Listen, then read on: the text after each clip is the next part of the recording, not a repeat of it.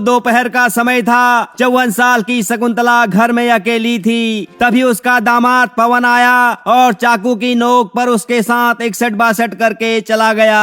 हैरान करने वाली बात यह है कि सास के साथ गंदा काम करने के बाद पवन घर जाकर अपनी पत्नी मालती से बोला, फोन करके पूछ ले अपनी माँ से, अभी अभी उसका गेम बजाकर आया हूँ। अब सवाल यह है कि आखिर घर में खूबसूरत पत्नी होने के बावजूद भी पवन ने अपनी सास के साथ क्यों किया?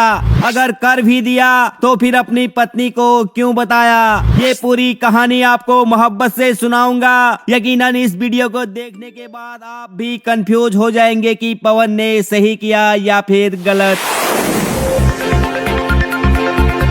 दोस्तों, राजस्थान के पाली के रहने वाले पवन की शादी 5 साल पहले मालती से हुई थी। शादी के बाद मालती गांव के ही रहने वाले संजय से प्यार करने लगी। जब पवन को इस बात की जानकारी हुई तो उसने अपनी पत्नी की पिटाई कर दी। फिर क्या था, पत्नी ने भी अपने प्रेमी संजय से पवन को पिटवा दिया।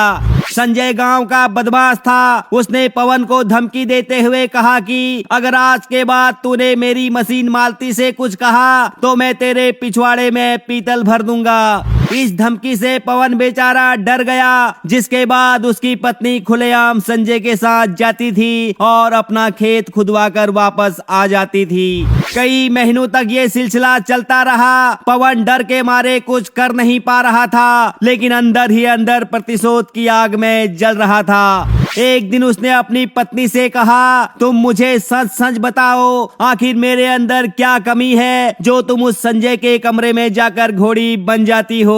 तो मालती बोली, तू मुझे संतुष्ट नहीं कर पाता है, इसीलिए मुझे मजबूर होकर संजय के साथ सोना पड़ता है। तो पवन बोला, तू झूठ बोल रही है, मैं तुझे तो क्या तेरी माँ को भी संतुष्ट कर दूंगा। तो मालती बोली, बातें करने से बच्चे पैदा नहीं होते हैं, दम है तो करके दिखा। ये बात पवन के दिल में तीर की तरह चुभ गई। उसने तुरंत अपनी स्प्लेंडर में किक मारी और ससुराल पहुंच गया। उस समय सास शकुंतला घर में अकेली थी। पवन ने चाकू दिखाकर डरा धमकाकर अपनी सास का बलात्कार कर दिया।